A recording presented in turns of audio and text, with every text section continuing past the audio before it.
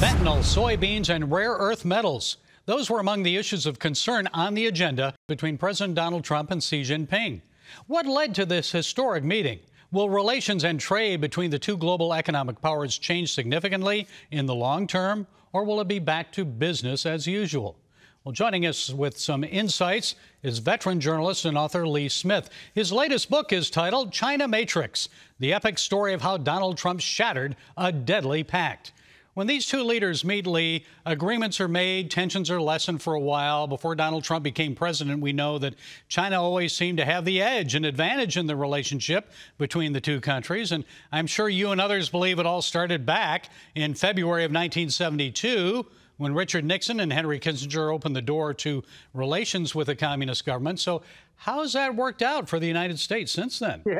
Yeah, it's worked out terribly, and that's exactly when it starts. You know, the China Matrix, I have a long interview with President Trump in there, and in fact, he puts it back there as well, right at the origin point, 1972. Now, in fact, a lot of people will not say that was a bad thing. Even people who later became critical of the U.S.-China relationship say, well, it devolved somewhere along the way, but it started off on a really good footing. It was a very important geopolitical maneuver to hurt the Soviets. In fact, it wasn't, which I explain in the China Matrix. It started as a very bad idea, and it's only gotten worse over time.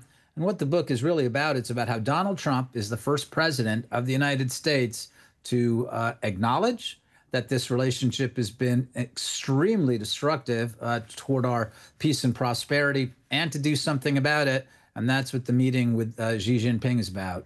Lee, what about these illegal foreign donations to the DNC and Bill Clinton in 1996? How can we forget that? Chinagate, Charlie Tree, and then also the millions of dollars in business given to President Biden's son, Hunter. More recently, China's spy, Fang, remember her? She had a relationship with Congressman Eric Swalwell, and he previously sat on the House Foreign Relations Committee. So how significant and common are these type of Chinese influences on Capitol Hill and the U.S. government? In context, unfortunately, it's all too common. But look, if you pull these things apart, I'm really glad you mentioned Chinagate, because I have a long section on the book in there.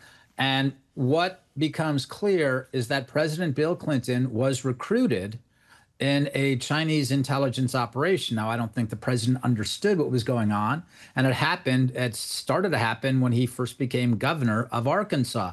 But the Chinese zeroed in on him, and what happened with Chinagate was this money coming in. It wasn't just strange donations coming in from people affiliated with the People's Republic of China. It came in from Chinese intelligence officers, from Chinese intelligence assets. So it's a very big deal. But again, this was kind of well, it was totally obscured at the time. The same thing with Swalwell's relationship with Fang, as you say, and the same thing with Hunter Biden's access to Chinese capital. And this started in a very bad way, because when his father, the then Vice President Joe Biden, he basically arranged for Chinese companies to be able to defraud, to come on U.S. capital markets and defraud American investors. So it's a half-century long history of awful, shameful things that American political and corporate elites have done to hurt this country, and they've worked in partnership with the Chinese Communist Party to hurt America. So selling out America for personal profit. On trade and tariffs, how important is it to the people of the United States to diversify, get away from this dependence on China, especially for the supply of rare earth metals and pharmaceuticals? It's very important, and these are strategic industries that the Chinese have targeted, again, to hurt Americans. Steel is another. I understand why people are concerned about tariffs, and I do wish that the president would address it more clearly, why tariffs are so important and the history of tariffs in this country. Remember, Alexander Hamilton thought the tariffs were very important. It's very important to U.S. Economic security as well as our national security. So again, I can understand why people are concerned. And one of the things that the China Matrix does is it explains why tariffs are important, and why in lots of ways the idea of free trade is sort of spun out of control. Because what we've been doing with China since the World Trade Organization, since China entered the WTO in 2001, is not free and fair trade at all. And this is a point that President Trump has underscored again and again. So, Lee, quickly, what's the best way to proceed with China in the future and avoid a hot war? I mean, I think that the president is doing right now. I mean, the tariffs are having a very dramatic effect on China. It's important for us to keep in mind that this is a very brittle communist party, and the United States is the oldest and greatest democracy in the world. So we are resilient where the Communist Party is not. So Xi Jinping has some trouble right now with the military and his generals. We don't have all the information behind what's happened with Xi's military, with the People's Liberation Army.